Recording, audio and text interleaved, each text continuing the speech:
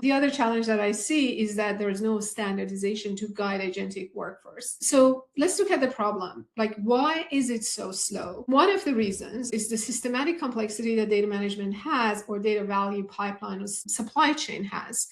So we have imagined data management for an era that we needed to build dashboards.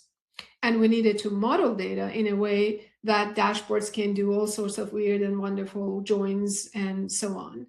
And we do that in big warehouses. So data management is structured around that. Well, I've got to get the data, I've got to get, ingest it, and then I've got to model it. And that modeling phase takes quite a bit of time.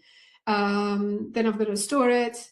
And that's not the end of the story. I need to add metadata to it. I need to add semantic to it, and today the new buzzword, I need to add a context graph to it, and then I need to provision access to it, and somehow I need to govern it after the fact, measure its quality after it was produced, and so on and so forth. So months of manual handoff between a fragmented technology stitched together.